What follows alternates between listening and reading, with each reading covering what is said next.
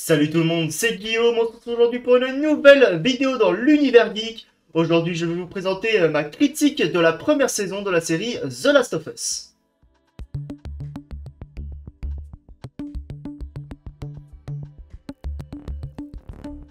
Je vais vous livrer donc mon avis sur la série The Last of Us, sur la première saison de cette série. Alors j'ai un point de vue un peu intéressant, un peu particulier, parce que je n'ai pas réussi à aller jusqu'au bout du premier jeu, je n'ai pas accroché à la proposition que nous ont fait Naughty Dog. Je sais que les jeux sont très appréciés par la communauté.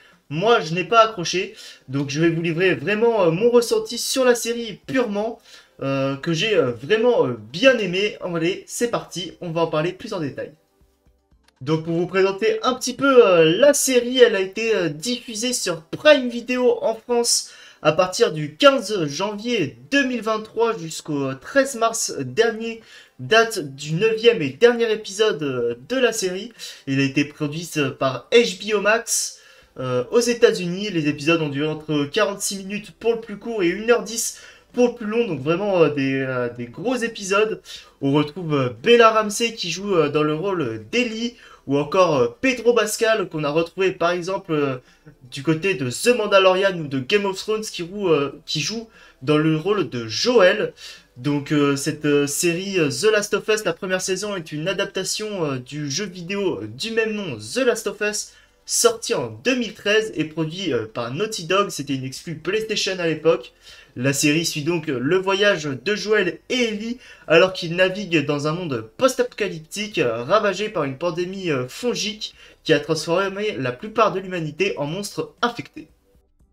Voilà, je vous ai présenté un petit peu du coup ce qu'a été la série, de quoi ça parle. Donc c'est une série post-apocalyptique, hein, ça retrace le jeu. Je pense que beaucoup connaissent vraiment l'histoire de The Last of Us. Donc maintenant je vais vous présenter vraiment ce que j'ai pensé de la série, les points positifs, les points négatifs. Parce que voilà, il y a eu beaucoup de points positifs, il y a eu quelques points négatifs. C'était une très bonne série, une très bonne première saison. Moi, ce qui m'a principalement marqué, c'était vraiment le jeu d'acteurs des deux acteurs principaux.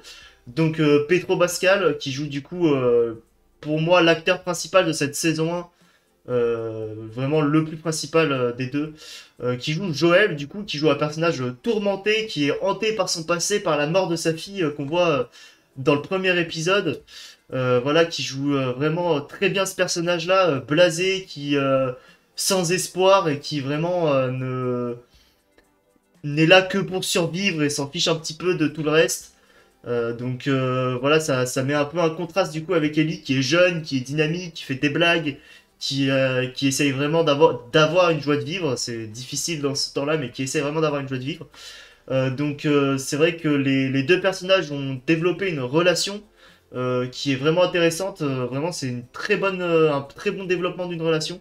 Au début, sur les premiers épisodes, ils peuvent vraiment pas se voir parce que Joël vraiment ne veut pas d'Ellie tout simplement. Et Ellie le ressent et du coup comme Joël se comporte comme un comme un connard, Ellie du coup pareil, elle le déteste, elle veut pas être avec lui. Et au fur et à mesure, de par le fait de la mort de Tess, c'est vraiment le déclencheur je pense de tout, où au final, je crois que c'est à la fin du deuxième épisode, ou troisième, je sais plus, où du coup ils se retrouvent vraiment que tous les deux, bah, ils sont obligés au final de collaborer, ils sont obligés de s'entraider. Et au fur et à mesure des épisodes, on sent que il y a une collaboration qui se met en place. Puis au bout d'un moment, c'est plus qu'une collaboration, ça devient une vraie amitié et au final, ça devient une vraie presque relation père-fille, pardon, entre les deux personnages que je trouve du coup vraiment intéressant parce que les deux du coup en ont conscience, les deux en prennent conscience au fur et à mesure. Joël prend conscience qu'en fait s'il est comme ça, si il veut pas qu'elle prenne une arme, s'il veut pas qu'elle fasse des choses, c'est qu'il veut la protéger.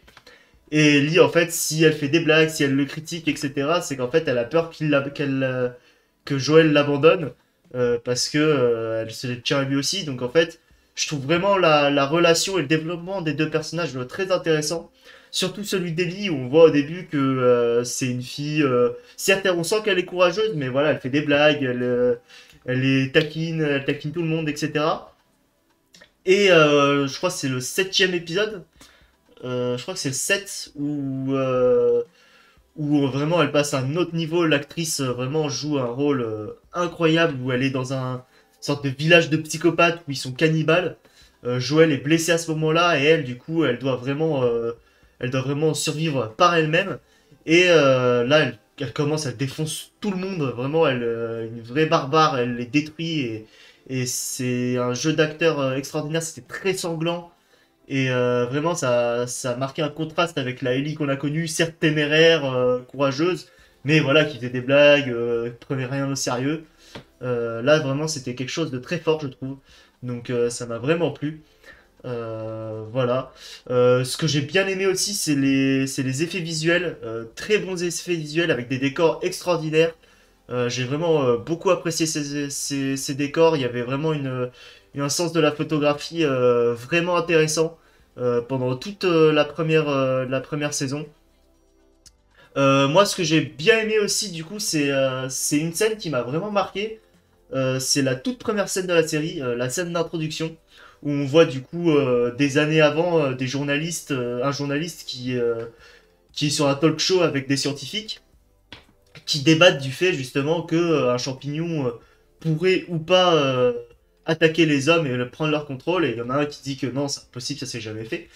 Et un autre qui dit du coup que en fait pour lui c'est tout à fait possible que voilà avec le réchauffement climatique le champignon pourrait s'adapter à l'homme et du coup nous contaminer et du coup se répandre partout sur la planète et ne pourrait absolument rien y faire.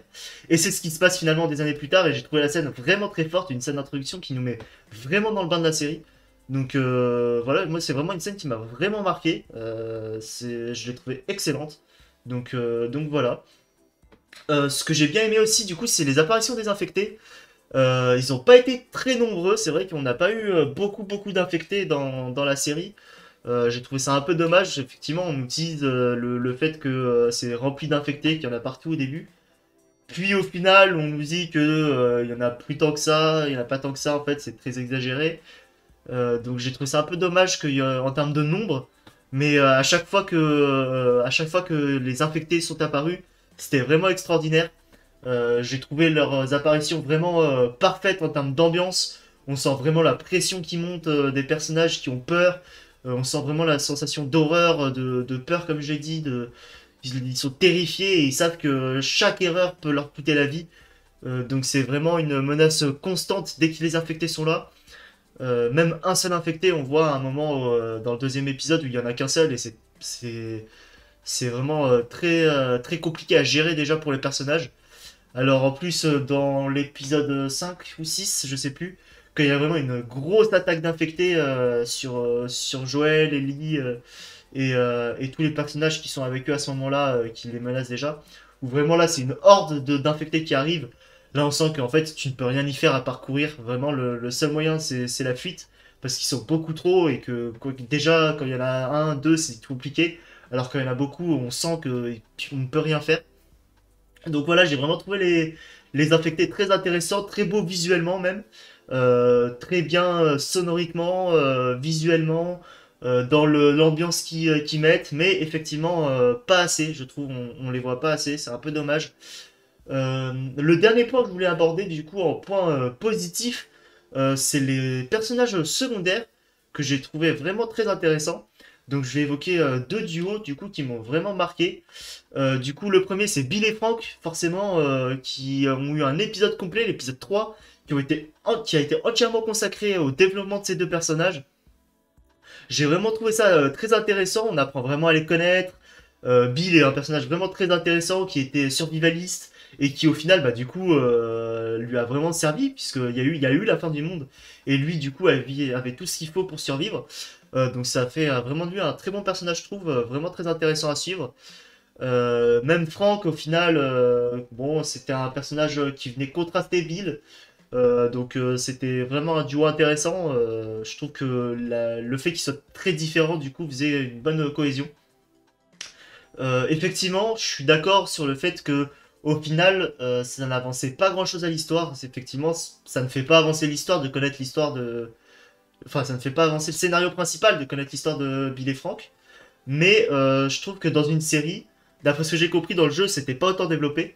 Mais je trouve que dans une série, c'est important, parce que du coup, dans la série, on n'a pas toutes les phases de gameplay du jeu, etc. On enlève toute cette partie-là, ce qui est normal. Et le fait du coup de développer les personnages secondaires apporte vraiment de la profondeur à l'histoire, du réalisme à l'histoire. Donc je trouve que c'était vraiment un point positif pour moi, cette histoire de Bill et Frank.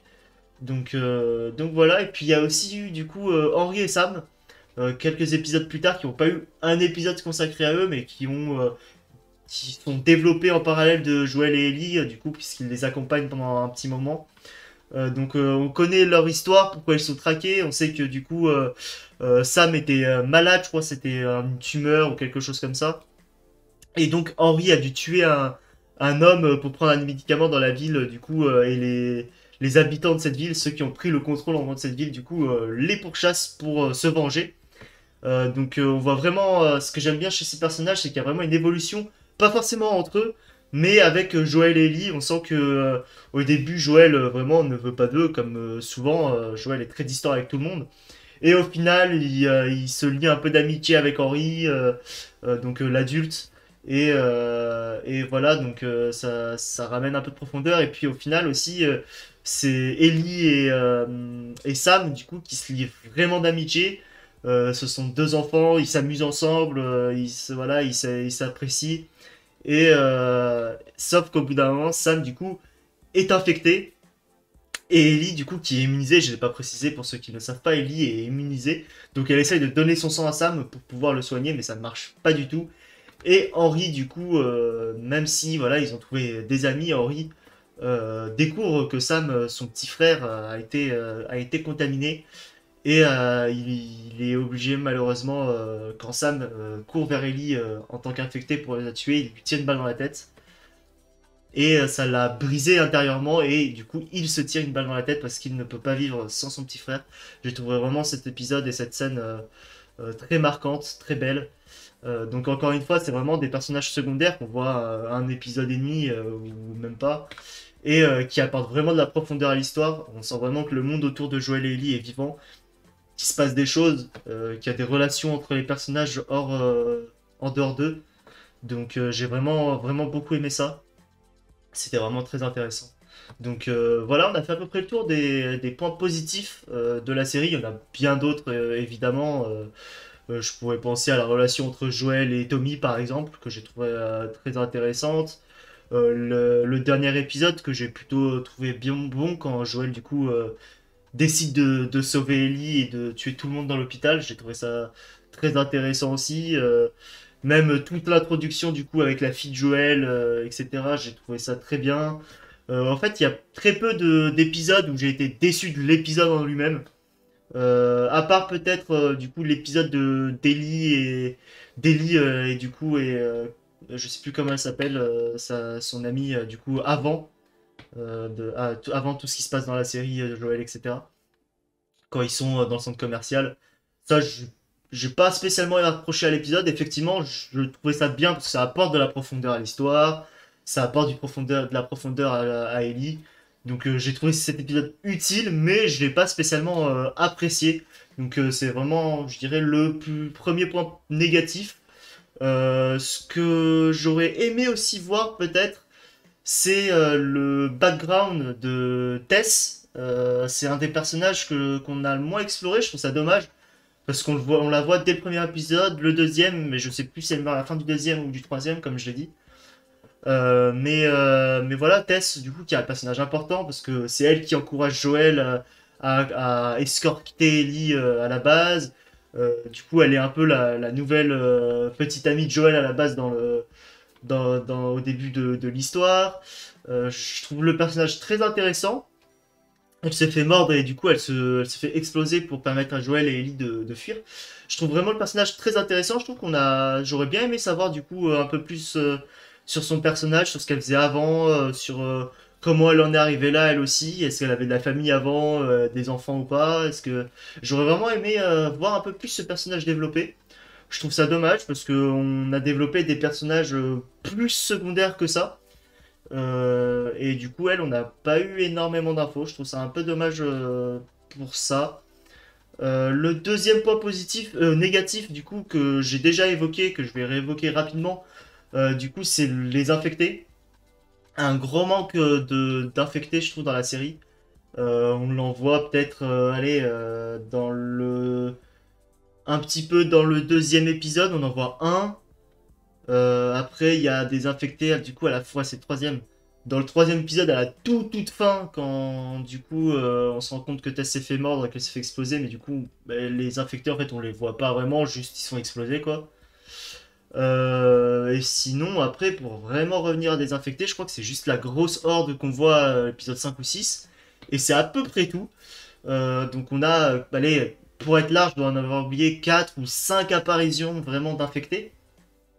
Donc j'ai trouvé ça assez léger, honnêtement, pour une série, en tout cas un univers post-apocalyptique où il y a des infectés, des zombies un petit peu. J'ai trouvé ça un peu léger là-dessus. Donc un petit peu déçu sur ce point-là. Mais en tout cas, comme je l'ai dit avant, toutes les apparitions des infectés étaient très très bonnes. Et je dirais le gros point négatif, je trouve, moi qui m'a un peu déçu, c'est la fin de la série, enfin la fin de la saison 1. La dernière scène de la saison 1. La scène est bien, mais je trouve que pour une dernière scène de saison, c'est léger quoi. Je trouve qu'il n'y a pas de suspense. On nous laisse pas sur un suspense, on nous laisse pas sur une scène marquante, pas de retrouvailles avec Tommy, pas de teasing sur un personnage ou quoi, pas de. En fait, on nous laisse sur pas grand chose, on nous laisse sur Joël qui ment à Ali sur le fait que, en fait, il lui a dit que juste, voilà, ils avaient déjà fait ça sur plusieurs, ça avait pas marché, donc il l'a ramené, et puis fin, quoi. Et il y avait eu des infectés qui ont attaqué, ou des rebelles, je sais plus, et qui ont tué les Lucioles, qui est un mensonge, et voilà. Enfin, donc j'ai trouvé ça un peu dommage. J'aurais bien, ouais, justement aimé un teasing pour la prochaine saison, je sais pas, une scène d'action, un teasing d'un personnage, d'un nouvel infecté. Je sais que de loin, je sais qu'il y a plusieurs types d'infectés. Peut-être voilà, un nouveau type d'infecté qui arrive ou qu'on entend dans le fond, ou des retrouvailles avec Tommy. Il retourne dans le camp, on le voit au loin, mais ils y retournent, voilà, on voit qu'ils s'installent, etc. Je sais pas. Honnêtement, j'aurais vraiment aimé que la saison 1 se termine autrement. J'ai vraiment été déçu par cette dernière scène, je la trouve pas marquante. Je trouve que le dernier épisode prend peut-être pas assez le temps de se finir. C'est le plus court de la série, je crois. Et je trouve vraiment qu'il prend pas assez le temps de se finir, c'est un peu dommage. Mais voilà. Voilà, je dirais que c'est à peu près tous les points négatifs que j'ai à dire. Il y a juste le rôle de Marlène, oui voilà, j'avais oublié son nom, de Marlène, que j'ai pas spécialement apprécié, je l'ai pas trouvé spécialement enfin, j'ai pas trouvé spécialement intéressant le personnage, super bien développé quoi. Euh, voilà, sans plus, effectivement, plus à la fin où on se rend compte que effectivement elle connaît Ellie depuis qu'elle est toute jeune. Donc voilà, c'est un peu dur pour elle, mais ça pousse même pas assez loin pour moi. J'aurais bien aimé que ça pousse un petit peu plus loin le fait que justement Marlène soit tiraillée entre ses responsabilités et ce qu'elle pense être juste sur le fait que Ellie est la clé de l'humanité et que elle doit la sacrifier, mais qu'elle la considère un peu comme sa fille parce qu'elle l'a recueillie très jeune dès qu'elle est née. Voilà, j'aurais aimé que ce côté-là soit peut-être un peu plus développé parce que c'est vrai que au final, au final, c'est pas énormément développé, je trouve. Donc c'est voilà, c'est à peu près les points négatifs que j'ai listés pour cette série. Donc en tout cas, moi j'espère que cette vidéo vous aura plu. J'espère que cette saison 1 vous aura plu. N'hésitez pas à me dire en commentaire vous si la saison vous a plu. Vous pouvez me dire vous ce que vous avez aimé, ce que vous avez pas aimé. On peut en débattre. Moi en tout cas, j'ai vraiment apprécié cette saison 1. Sur les séries, je vais pas mettre de notes. J'en avais mis une pour Creed. Les films, c'est un peu plus facile. Les séries, je vais pas mettre de notes, c'est un peu plus compliqué. Mais en tout cas, j'ai vraiment beaucoup apprécié cette saison 1. Si cette vidéo vous a plu, vous pouvez lâcher un pouce bleu. Vous pouvez aussi vous abonner. Vous pouvez aussi du coup me suivre sur Twitter si vous voulez rien manquer de l'actualité jeux vidéo, cinéma et séries. Le lien est dans la description. Ça me ferait toujours plaisir de vous accueillir. En tout cas, nous on se retrouve courant de la semaine pour réagir à des trailers ou peut-être pour si voilà il y a une saison qui se finit. pourquoi pas critiquer cette série. Je pense pas cette semaine.